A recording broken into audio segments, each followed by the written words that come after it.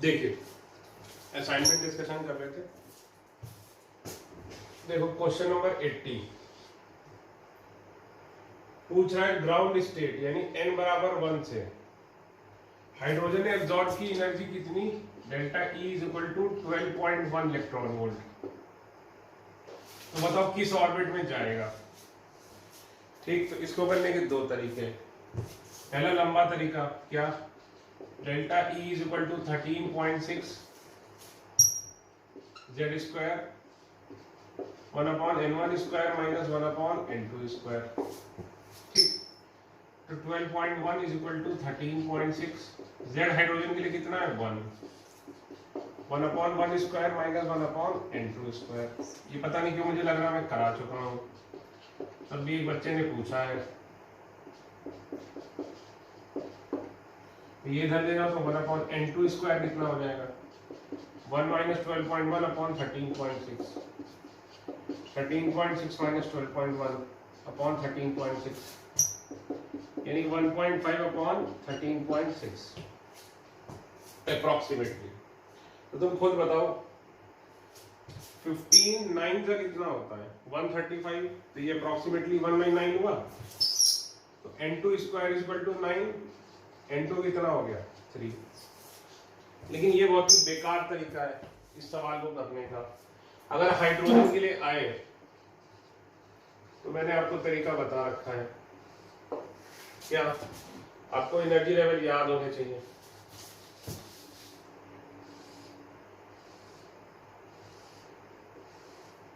देखो minus 13.6 minus 1.2 minus 1.5 minus 0.85। ठीक, तो यहां से गया है तो सिंपल सी बात है, ये कितना डिफरेंस है 10.2 और ये कितना है अप्रोक्सीमेट 12.1। खत्म। तो n बराबर 1 से इलेक्ट्रॉन किस में जाएगा, n बराबर 3 में। ये कुछ करने की जरूरत नहीं थी इसके लिए, ठीक है ना।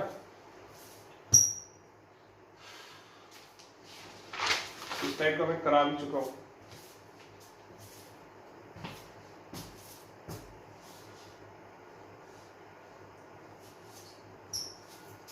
$87 बच्चे पता नहीं क्यों पूछ रहे हैं मुझसे। 87 देखिए,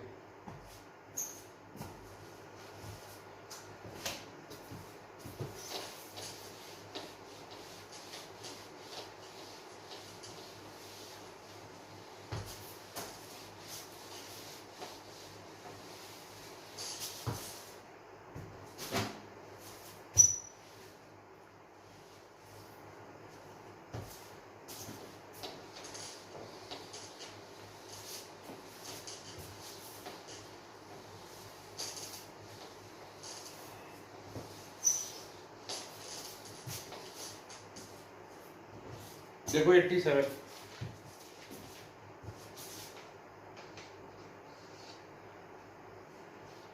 कह रहा है n बराबर 3 से कहां जा रहा है, n बराबर 2 पर। रिडबर्ग कांस्टेंट दिया है 1.097 इंटू 10⁷ मीटर इनवर्स। वेवलेंथ पूछा है। तो देखो पहली बात तो ये है कि इस सवाल को एग्जाम में देखते ही छोड़ देना चाहिए। क्यों छोड़ देना चाहिए सर, ये सवाल तो बहुत ही आसान है। इसमें वैल्यूज देखो, तो चारों ऑप्शन दिए हैं वो कितने पास पास है, ये देखो। तो 4 ऑप्शन आपको दिए गए हैं, वो देखिए कितने ज्यादा पास हैं। इतने ज्यादा पास है कि आपकी कैलकुलेशन की थोड़ी बहुत भी एरर हुई और आंसर सीधे गलत। देखो 6564 6064 6664 5664। तो नॉर्मली ऐसा सवाल छोड़ देना चाहिए, ये सवाल ट्रैप होता है। इस सवाल पे क्या करना चाहिए, कुछ एक अपना निशान बनाओ, आगे चले जाओ, जब बिल्कुल लास्ट हो तब इस सवाल पे वापस आओ, फिर देखो। देखो तो पूछा क्या है, वेवलेंथ। तो फॉर्मूला तो बेटा वही है, जिसको दिक्कत आ रही है कैलकुलेशन में आ रही है और आएगी ही, तो कैलकुलेशन में कर नहीं रहा। अब आर में एग्जैक्टली यही लूंगा क्योंकि वैल्यूज बहुत ज्यादा पास पास है। सर आपने ये क्यों ली 1.1 क्यों नहीं ली, क्योंकि देखो ऑप्शन देखो बेटा ए बी सी, वैल्यूज कितने पास पास है। अगर मैं इसको 1.1 मान लूं तो जो मेरा आंसर आएगा वो अप्रोक्सीमेट आएगा, लेकिन यहाँ एबीसी में आंसर इतने पास पास है कि मैं अप्रोक्सीमेट निकाल ही नहीं सकता। जेड कितना है 1। अब देखो इस पूरे को सॉल्व करो, फिर इसको उल्टा करो, समझ रहे हैं आप? तो मैं आपको यही सलाह दूंगा कि ये सवाल जो है ये ट्रैप सवाल है। ये सवाल इसलिए, कुछ सवाल इसलिए डाले जाते हैं कि बच्चे फंस के टाइम वेस्ट करें। तो ये आपको ऑप्शन से देखना चाहिए था, फिर ये सोचना चाहिए था। इस सवाल बहुत ही सिंपल है, इसमें सिर्फ कैलकुलेशन है। पहले तो पेन एंड पेपर होता था, जैसे ये मिलता था आपको शीट एग्जाम में, तो आप इस पर टिक लगा के आगे बढ़ सकते थे। लेकिन अब जैसे तो कंप्यूटर बेस्ड टेस्ट होगा, तो क्या करिए, जो आपकी रफ शीट है उसमें ये क्वेश्चन नंबर लिख लो, और दोबारा जब अंत के 10-15 मिनट बचे और आपके पास करने के लिए कुछ नहीं है, तभी इस प्रकार के सवाल पे वापस आओ।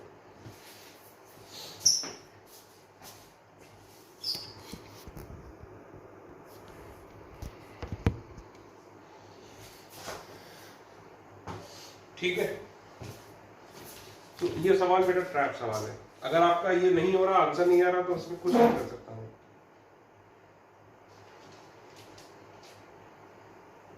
89 फ्रीक्वेंसी पूछी है, n बराबर 4 से किस पे आ रहा है, n बराबर 1 पे फ्रीक्वेंसी पूछी है। ठीक, आयोनाइजेशन एनर्जी ऑफ हाइड्रोजन, तो मैंने आपको बताया ना, जब भी ये वैल्यूज दी हो तो हमें इनका यूज करने की जरूरत ही नहीं पड़ती नॉर्मली। और h की वैल्यू हम नॉर्मली क्या यूज कर, 6.6, इसमें क्या थी 6.626, ये है।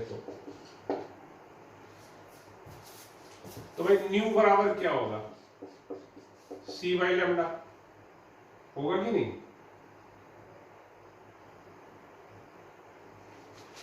लेकिन ये वो क्या चाहता है कि तुम इसको सवाल को एनर्जी से करो, तो पहले एनर्जी निकालो। E इक्वल टू क्या होता है, h न्यू।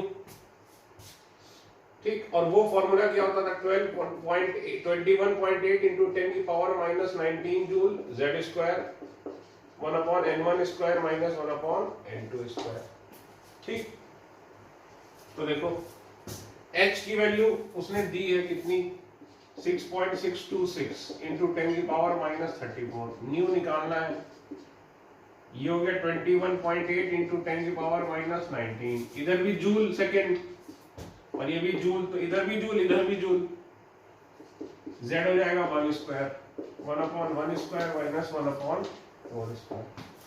सॉल्व कर लो, न्यू आ जाएगा। चलिए, तो बहुत ज्यादा कैलकुलेटिव है, क्या ऐसा सवाल आएगा? ऐसा सवाल आईआईटी में नहीं आएगा, लेकिन नीट में ऐसे सवाल आते हैं, जिसमें नीट में कम से कम मान लीजिए 45 में से 2 या 3 सवाल ऐसे होंगे जिसमें इस तरीके से वो आपको कैलकुलेशन में फंसाएगा, ये जान लीजिए।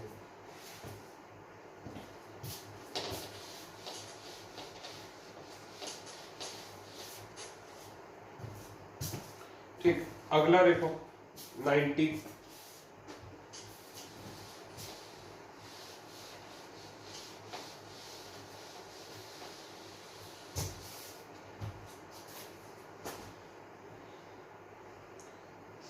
बेटा ये भी सवाल, मतलब ये जिन बच्चों ने पूछा है, देखिए आज का ये लेक्चर बेसिकली आपने जो व्हाट्सएप पे मुझसे डाउट पूछे उनके लिए बनाया गया है। बाकी मेरी तरफ से तो मैं असाइनमेंट करा चुका हूँ, यानी जो क्वेश्चन आपने मुझसे आज पूछे हैं ये नहीं पूछने चाहिए थे, ये सारे खुद से कर लेने चाहिए थे। अब देखो 90, आप खुद देखिए कहां से पूछने लायक है ये। Ground state to second excited state, energy कितनी चाहिए हाइड्रोजन एटम में? देखो ग्राउंड स्टेट यानी n बराबर 1, सेकेंड एक्साइटेड स्टेट मतलब n बराबर 3, याद करो। फर्स्ट एक्साइटेड स्टेट n बराबर 2, सेकेंड एक्साइटेड स्टेट n बराबर 3। हाइड्रोजन है तो z बराबर 1, एनर्जी पूछ रहा है तो 13.6 z square 1/n1 square minus 1/n2 square.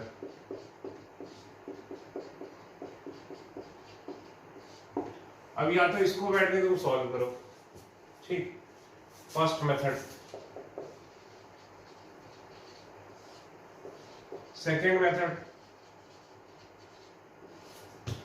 आपको एनर्जी लेवल्स याद होने चाहिए।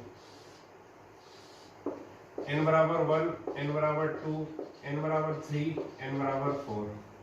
ये -13.6, -3.2, -3.4, -1.5, -0.85। अब यहाँ से यहाँ जा रहा है तो कितना गैप है बताओ? 12.1 इलेक्ट्रॉन वोल्ट। तो इस टाइप के सवाल हम सारे कर चुके हैं।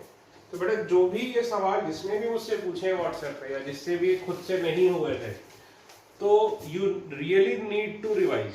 आपने ढंग से नहीं पढ़ा तभी आपसे ये सवाल नहीं हो रहे। You really need to revise.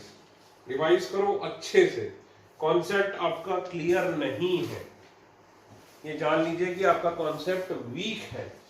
और ये भी जान लीजिए एक बार पढ़ने से अगर आपने 5 रिवीजन नहीं दिए तो आप वहां एग्जाम में सवाल नहीं कर पाओगे। Minimum you need 5 revision. और कोई बहुत ज्यादा एक्स्ट्रा ऑर्डिनरी बच्चा हो, एक्स्ट्रा ऑर्डिनरी बच्चा हो मतलब जिसने एनटीएससी स्टेज 2 भी निकाला हो, उसके लिए भी यू नीड एटलीस्ट 4 रिवीजन, ये जान लीजिए। तो 5 रिवीजन तो चाहिए ही चाहिए। मंडे को मैं आपका टेस्ट लूंगा, मंडे को आपका टेस्ट होगा, ये ध्यान रखिएगा।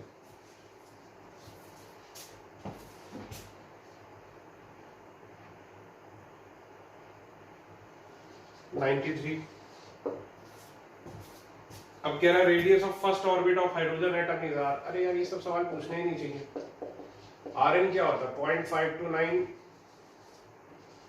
n square by Z angstrom में। हाइड्रोजन के लिए z बराबर 1 और फर्स्ट ऑर्बिट है, तो फर्स्ट ऑर्बिट के लिए क्या बोलोगे? n बराबर 1, ठीक।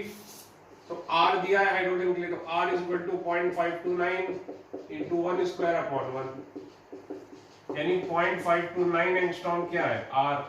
तो बस यानी इसको हम क्या लिख सकते हैं? Rn is equal to r n square by Z. बस इस सवाल के लिए तो देखो radius of first orbit of Li plus 2 के लिए z बराबर कितना होगा? 3 और n बराबर 1 दिया है, तो Rn कितना हो जाएगा? r 1 स्क्वायर अपॉन 3 यानी r अपॉन 3।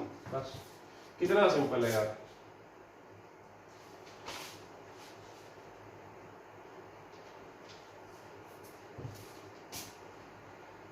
देखो 107,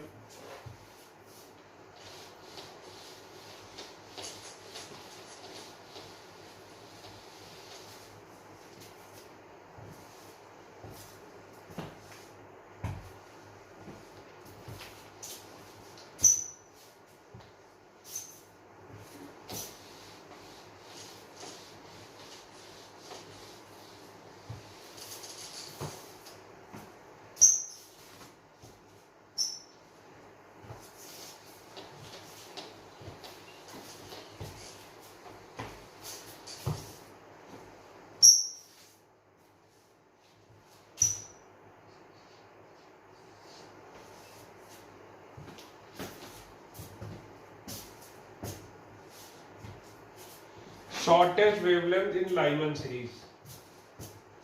तो लाइमन में क्या होता था बताओ? n बराबर 1 पर आता था।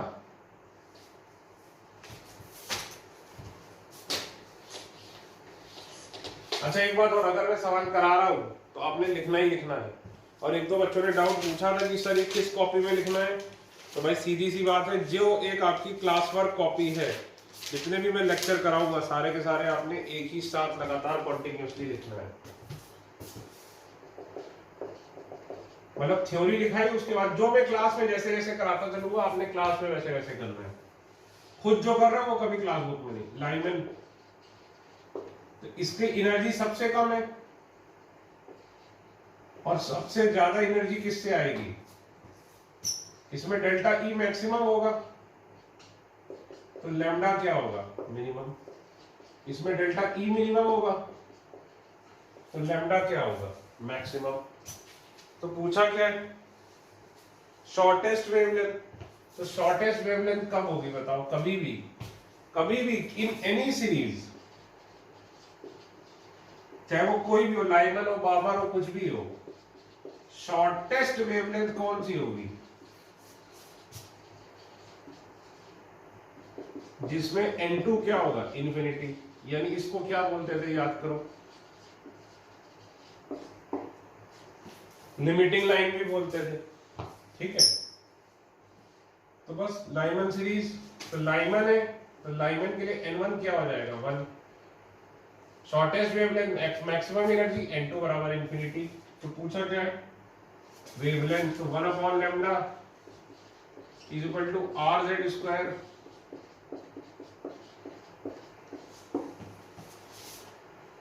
ठीक, आर कितना है, दिया है 109678 सेंटीमीटर इनवर्स दिया है, लेकिन हमें ऐसा ही करना है तो हम मीटर इनवर्स में करेंगे, इंटू 10⁻² कर देंगे, क्योंकि ये मीटर इनवर्स में आएगा। z कितना है, 1 upon n1 square minus 1 upon infinity का स्क्वायर।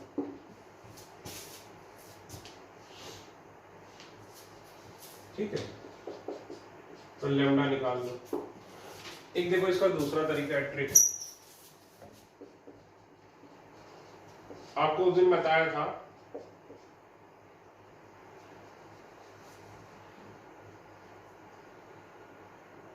कि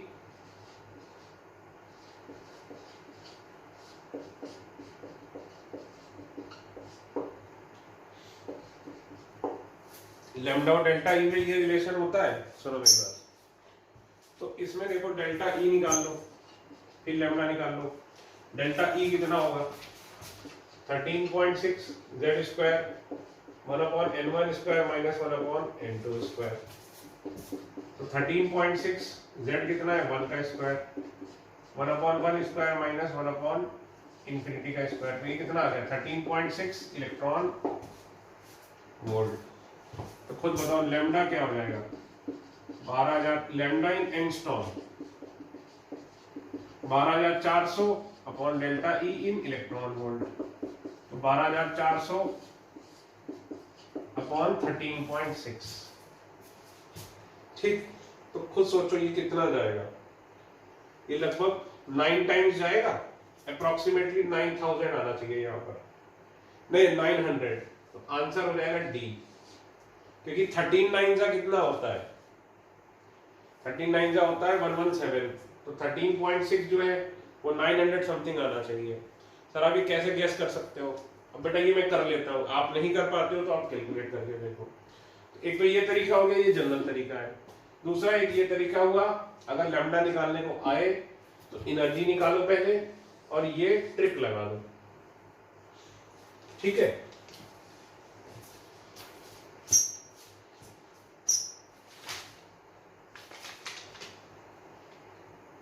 एक 112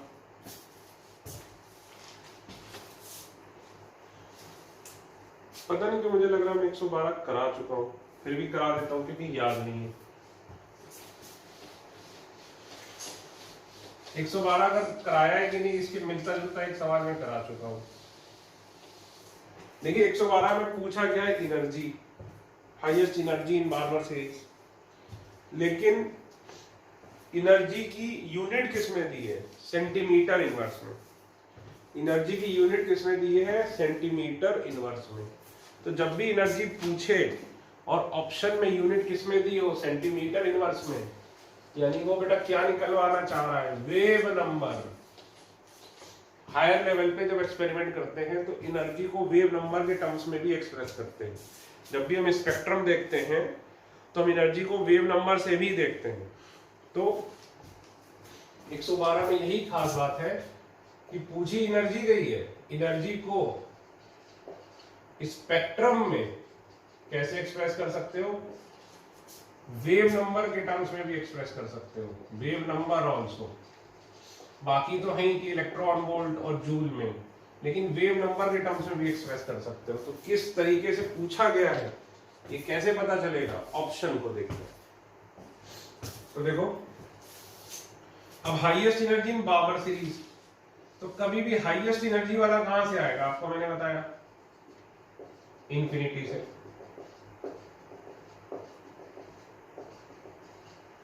ये हाईएस्ट एनर्जी वाला आएगा, तो बामर के लिए क्या लिखोगे? n1 बराबर 2, और हाईएस्ट एनर्जी के लिए n2 बराबर क्या हो जाएगा? इंफिनिटी। तो वेव नंबर पूछा है, तो 1/λ is equal to rz square 1/n1 square minus 1/n2 square. अब देखो, इसमें b और d आंसर की वैल्यू पास पास है, तो मैं r की वैल्यू वही लूंगा जो दी हुई है। और ये देखो सेंटीमीटर इनवर्स में दी है, ऑप्शन में भी सेंटीमीटर इनवर्स में पूछी गई है, इसलिए मैं क्या करूंगा, इसको मैं चेंज नहीं करूंगा।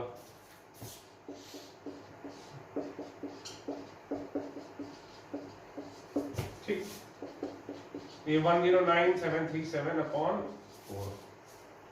तो ये 2500 से थोड़ा सा ज्यादा होना चाहिए। तो आंसर क्या हो जाएगा इसका? डी। मुझे लग रहा मैंने कराया है, तब भी एक बच्चे ने मुझसे व्हाट्सएप पे पूछा। It is so shameful. जिस भी बच्चे ने पूछा बेटा, इट इज वेरी शेमफुल कि आपने पूछा।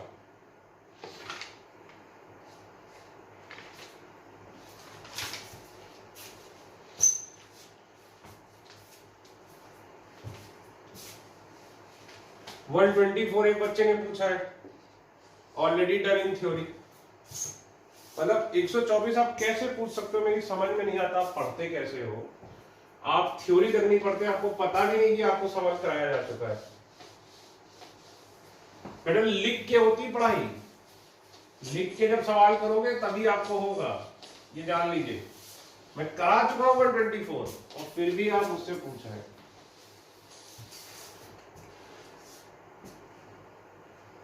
चलो 125 126 भी करा देता हूं मैं।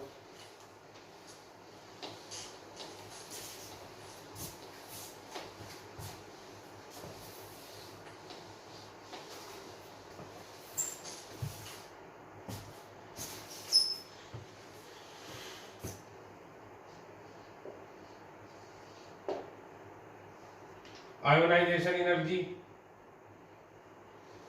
इसमें कुछ मिसप्रिंट लग रहा है मुझे। नहीं, हाँ ठीक है। तो ये आपको बताया मैंने, इन सब की हमें जरूरत ही नहीं। Energy required to excite n बराबर 1 से n बराबर 2 भेजनी है, किसमें? हाइड्रोजन में। और आंसर में देखो क्या दिया है, जूल पर मोल दिया है। तो आपको मैंने क्या सिखाया था? Delta E is equal to 1312 Z square 1/n1 square minus 1/n2 square kilo joule per mole. तो 1312 Z यानी 1 किलो जूल है, तो किलो जूल को क्या कर लो, 10⁻³ जूल पर मोल। तो ये 1312 है, यानी डेसिमल यहाँ है कि नहीं भाई? 1312 लिखा है कहीं पर, 1312 का मतलब क्या होता है? 1312.0000 है कि नहीं? अब मान लो मैं डेसिमल 1 2 3 प्लेसेस इधर लाऊं, तो 10 की पावर कितना आ जाएगा? 3। आपको बताया था जब इधर लाते हैं डेसिमल तो 10 की पावर बढ़ती है, जब इधर जाते हैं डेसिमल तो 10 की पावर कम होती है। तो मैं इसको क्या लिखूंगा? 1.312 इंटू 10 की पावर 3 1/1 माइनस 1/4 इंटू 10 की पावर 3 जूल पर मोल। तो 1.312 इंटू 10 की पावर 6, और ये कितना हो जाएगा? 3/4 जूल पर। तो 3/4, तो ये देख लो कितना आएगा, 9.84 आना चाहिए। तो आंसर होना चाहिए ए, मेरी समझ में। इसको करोगे तो ये आ जाएगा 0.984। तो डेसिमल यहाँ ले आओ, तो 9.84 इंटू 10 की पावर 5। अभी चेक कर लेना यहाँ पर कि ये कैलकुलेट मैं गैस कर रहा हूँ कि ये इतना होगा, चेक कर लेना। 126। अब फिर से विभाग शुरू में एक वैल्यू दी है, हमें उसकी जरूरत ही नहीं। Energy of first stationery state, तो पहली स्टेशनरी स्टेट का मतलब क्या हुआ बताओ? n बराबर 1। और अगर लिखा होता फर्स्ट एक्साइटेड स्टेट, तब क्या होता? n बराबर 2। अब देखो इसमें वैल्यू किस में दी है, जूल पर एटम में, तो डेल्टा क्या लिखोगे 21.6 इंटू 10 की power minus 19 Z square 1/n1 square minus 1/n2 square joule पर एटम।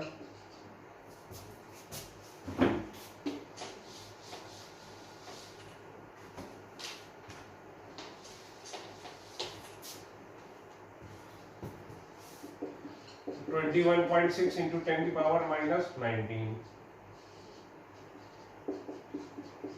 z कितना है इसमें, Li प्लस 2 दिया है, तो Li प्लस 2 के लिए z क्या हो जाएगा 3।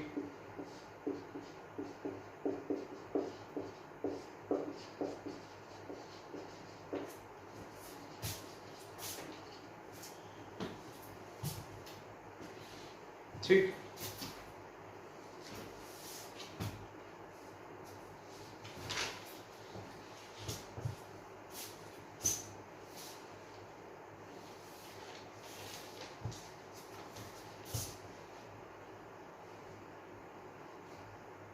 वन 144 देखो,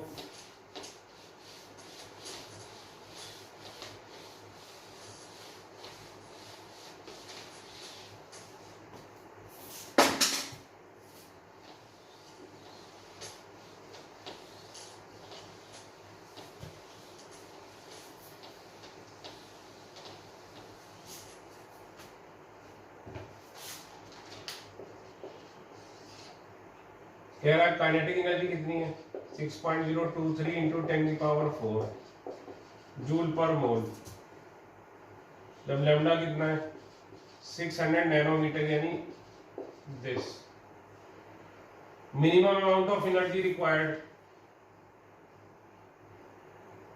तो minimum amount of energy required कितनी होती है,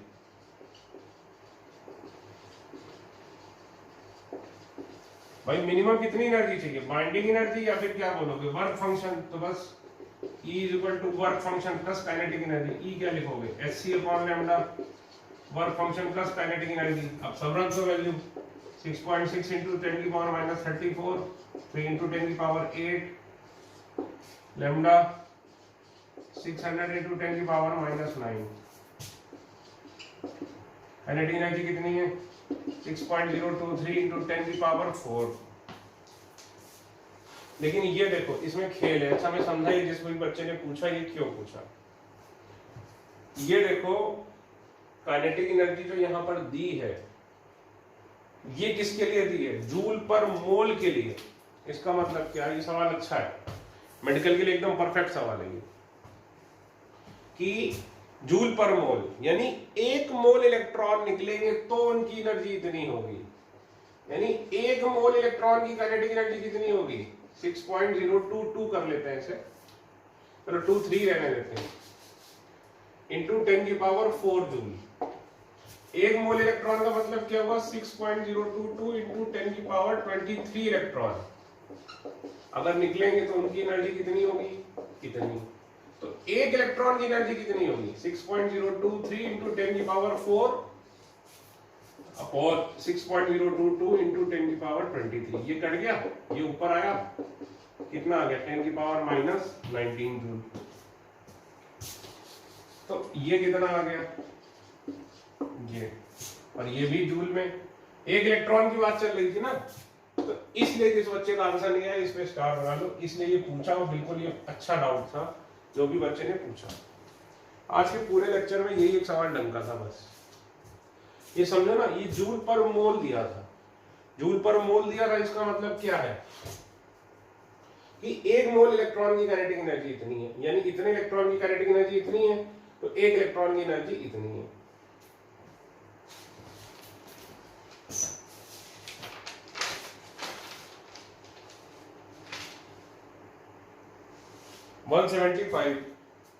मास स्पेक्ट्रोग्राफ, मास स्पेक्ट्रोग्राफ ये एमएससी में आता है।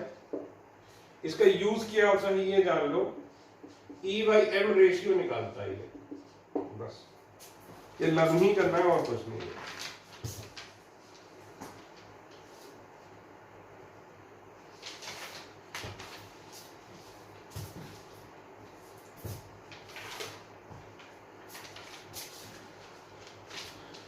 अब देखो लेवल 2 का 15।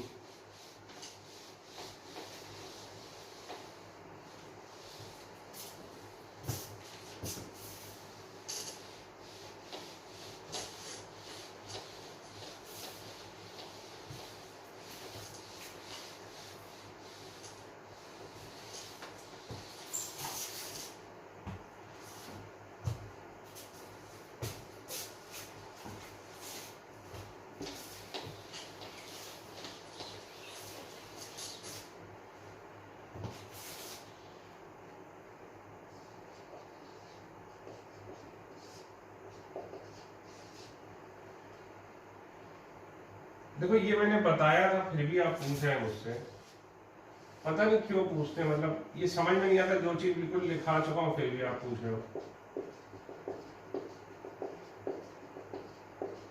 आपको मैंने बताया था बामर में जो पहली लाइन आती है 3 से 2, इसको, इसका कलर क्या होता है? रेड। इसको क्या बोलते हैं? First line from red end. जो 4 से 2 आएगी इसको क्या बोलेंगे? Second line from red end. जो 5 से 3 आएगी इसको क्या बोलेंगे? Third line from red end. जो इनफाइनाइट से आएगी इसको क्या बोलेंगे? First line from violet end. भाई डेल्टा ई सबसे ज्यादा है इसका। डेल्टा ई ज्यादा किसका होता है? वायलेट का। यानी ये कलर कौन सा होगा? वायलेट। एनर्जी किसकी ज्यादा होती है? वायलेट की। एनर्जी किसकी कम होती है? रेड की। इसलिए इधर वाला कौन सा है? रेड वाला। या पता नहीं क्यों पूछा, समझ में नहीं आता है। ठीक, अब आपने कौन से नहीं करने? आपने केवल कौन सा नहीं करना है? 20, 21 और जो लास्ट क्वेश्चन है लेवल 2 का 20, 21 और लास्ट क्वेश्चन ऑफ लेवल 2। मतलब ये भी लेवल 2 के ही है। इसके अलावा अगर आपको रदरफोर्ड का कोई भी सवाल मिले तो नहीं करना है। और क्यों सर रदरफोर्ड क्यों नहीं करा रहे हो आप? रदरफोर्ड कराने के लिए आपको सबसे जरूरी है कि रेडियो एक्टिविटी बहुत अच्छे से आए, आपको पता हो आयोनाइजिंग और नॉन आयोनाइजिंग रेडिएशन क्या होते हैं, अल्फा बीटा गामा पार्टिकल की प्रॉपर्टी पता होनी चाहिए, उनकी पेनिट्रेशन पावर पता होनी चाहिए, तभी हम लोग चीजें अच्छे से डिस्कस कर सकते हैं। तो अभी के लिए मेरी सलाह है कि 20 और 21 जो क्वेश्चन नंबर है उसको याद कर लीजिए या छोड़ दीजिए ऑल टुगेदर। ठीक है, तो आई विल अज्यूम कि दिस असाइनमेंट इज कंप्लीट। ठीक, अब इसके मैं डाउट्स अभी नहीं उठाऊंगा तो बहुत बाद में उठाऊंगा। अब ये पार्ट 1 यहाँ पे आपका एटॉमिक स्ट्रक्चर का खत्म हो गया है। इस पार्ट 1 का होना है टेस्ट कब है? मंडे को। अब जो मेरा नेक्स्ट लेक्चर होगा उसमें मैं मॉडर्न कॉन्सेप्ट्स उठाऊंगा एटॉमिक स्ट्रक्चर पे। ठीक है, जैसे पार्ट 1 हो गया, इसका टेस्ट होगा, तो ये असाइनमेंट होगी। इसी तरह आपको पार्ट 2 की असाइनमेंट में भेज दूंगा, तो पार्ट 2 की असाइनमेंट भी जब डिस्कस कर दूंगा तो पार्ट 2 का टेस्ट हो जाएगा। जब पार्ट 1 पार्ट 2 दोनों का टेस्ट हो जाएगा तो फिर एक कंबाइंड टेस्ट होगा। ठीक है, थैंक यू।